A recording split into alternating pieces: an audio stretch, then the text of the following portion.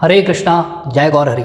मैं अतुल्य निमाईदास आप सभी को प्रणाम करता हूं और आप सभी का स्वागत करता हूं 5 minute daily dose of Bhagavad Gita series में।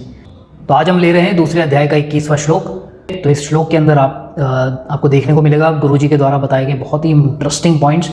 तो इस वीडियो को पूरा देखिएगा और देखिए इस श्लोक में क्या कहा गया है। वेदा विनाशिनम नित्यम येनम् अजम् अव्ययम् कथं स पुरुषः पार्थ कम घातयति हन्तिकम्।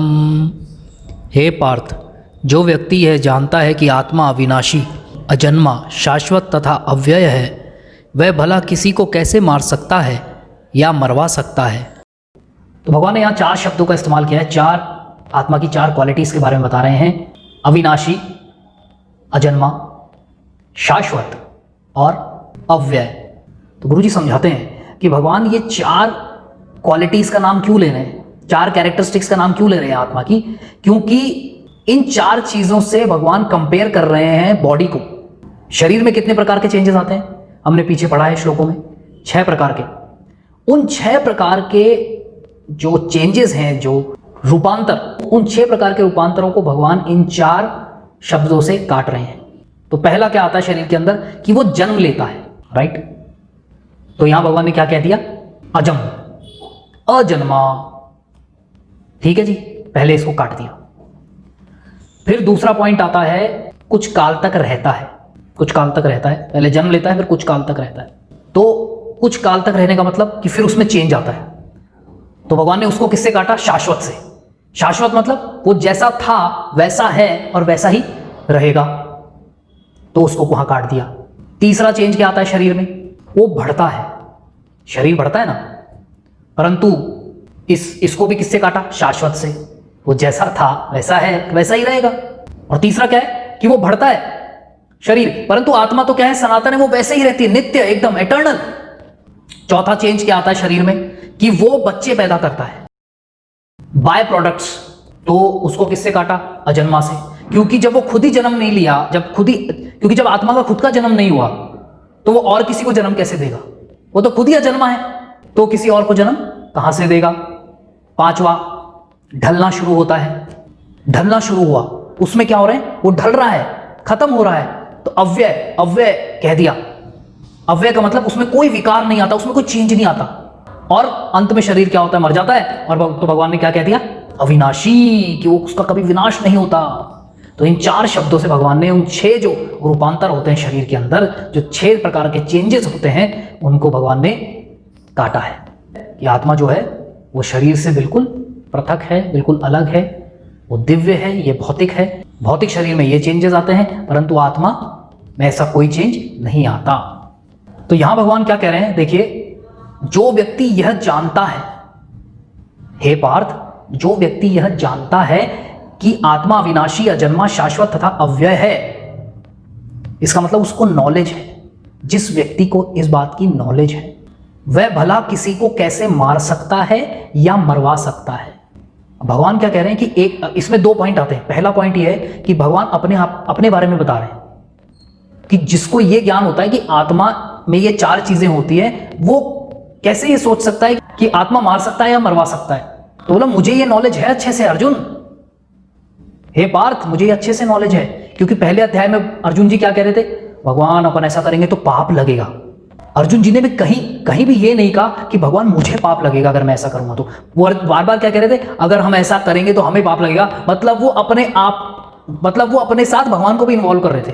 ये मैंने आपको बताया है पहले अध्याय जब अपन कर रहे थे, तो उसमें मैंने आपको एक श्लोक में इस चीज को क्लियर किया है कि वो अपने साथ भगवान को भी इन्वॉल्व कर रहे थे कि अपन को पाप लगेगा भगवान। तो भगवान कह रहे हैं, बेटा, तो तू मेरी चिंता मत कर और तू खुद भी ज्ञानी बन।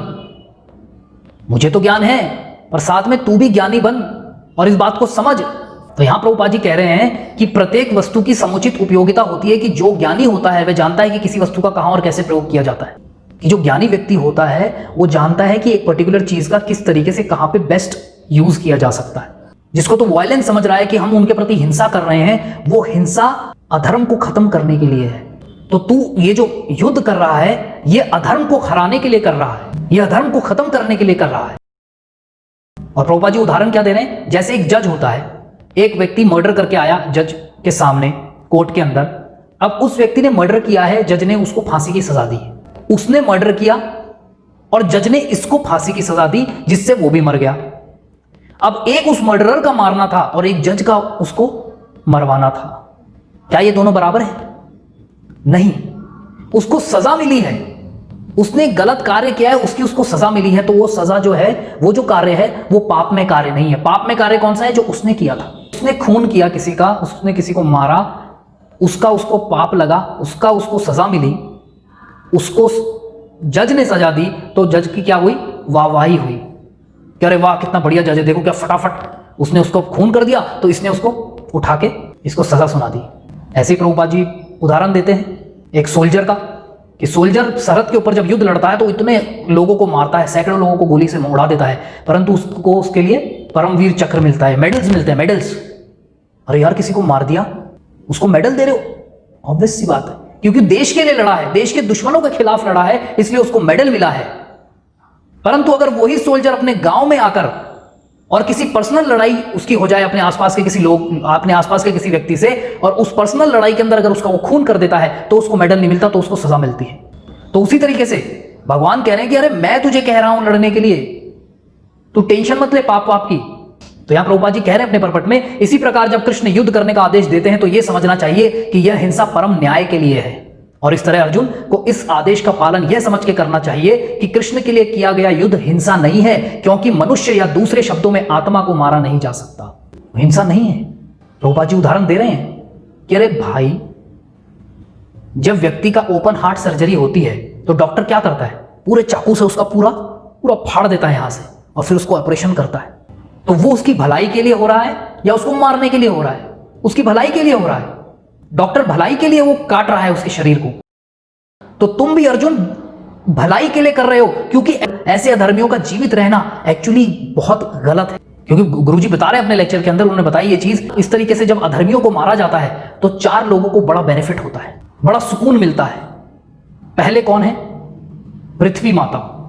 जो पृथ्वी माता है उन पे से ऐसे अधर्मियों का भार कम होता है, तो उनको बड़ा रिलीफ मिलता है। दूसरा, समाज का भार कम होता है, क्योंकि जब ऐसे उपद्रवी, ऐसे बदमाश लोग जब समाज में होते हैं तो बड़ी प्रॉब्लम क्रिएट करते हैं। जैसे जो बड़े गैंगस्टर होते हैं, बड़े बदमाश होते हैं, गुंडे, जो कोहराम मचा के रखते हैं हर वक्त हर जगह, तो ऐसे लोगों को मारने से क्या होता है? समाज में भी एक शांति आती है। तीसरा, वर्ण आश्रम धर्म, जो धर्म है उसकी स्थापना होने में, उसकी स्थापना करने में ईजी हो जाता है। वरना जो बदमाश होते हैं ये क्या करते हैं कि कोई भी धार्मिक कार्य को प्रॉपर तरीके से संपन्न नहीं होने देते। और चौथा, वो जो स्वयं अधर्मी है उनका भी भला होता है इससे, क्योंकि अगर आप शास्त्रों में पढ़ोगे तो भगवान ने जहां असुरों को मारा है तो उनको भी क्या मिला है? मुक्ति प्राप्त हो गई है। इसलिए कहते हैं ना कि भगवान का मारना और बचाना दोनों एक ही है, दोनों मुक्ति प्रदाता है। जैसे कंस है, कंस को मारा भगवान ने, वैकुंठ चले गए। पूतना जैसी राक्षसनी को मारा, गोलोक वृंदावन चली गई, तो भगवान ने मारा ना। तो भगवान का बचाना और मारना बराबर है, तो उन अधर्मियों को भी फल मिलेगा। तो उसी तरीके से जब भगवान के कहने पे अर्जुन महाराज ने भी जब कौरवों को मारा तो उनको भी क्या मिला?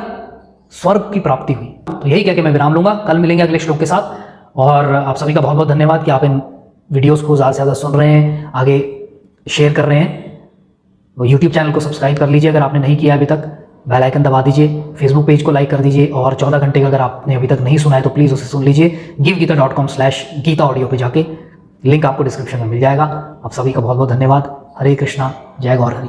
अगर आप प्रचार कार्य में कुछ सहयोग करना चाहते हैं तो दिए गए बैंक डिटेल्स में आप सहयोग राशि भेज सकते हैं, या फिर नीचे दिए गए फ़ोन नंबर पर पेटीएम भी कर सकते हैं। धन्यवाद।